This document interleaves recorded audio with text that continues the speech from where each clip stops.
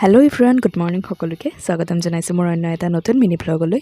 আৰু মায়ে ৰাতিপুৱাই মাছ ল'লে, মানে সৰু মাছ বুলি কোৱাৰ কাৰণে এয়া ধুনীয়াকৈ লৈ ল'লোঁ। পুঠি মাছ যিহেতু খোৱা ভালেই, আৰু ময়ো চাহ খাই মায়ে মাছ লোৱা চাব আহিলোঁ। আচলতে মায়ে এইফালে চুলিত দি থৈছিলে জেতুকাও, আৰু আমাৰ দুইজনীৰ অৱস্থা একদম বেয়া হৈ আছে, গা চা যিহেতু ধোৱাই নাই। আৰু এইফালে দেউতা আৰু ভাইটি ওলালে ভৰালি নামঘৰলৈ যাবলৈ, চাকি এগছ জ্বলাবলৈ। গতিকে দেউতা আৰু ভাইটিক আগবঢ়াই লৈ পেলাই আমিও আমাৰ কামত লাগিলোঁ। মানে মাছখিনি যিহেতু সৰু সৰু, বাছোঁতে বহুত টাইম লাগিব। মায়ে বাচিব বাৰু, মই বেলেগ কামখিনি কৰিম, মানে ঠাই চাই মুচিবলৈ আছে।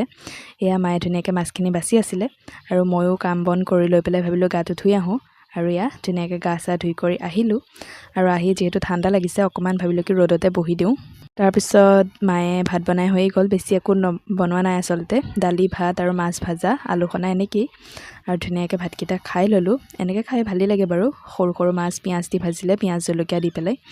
গতিকে ভাতকেইটা খাই কৰি লৈ পেলাই অলপমান শুলোঁ।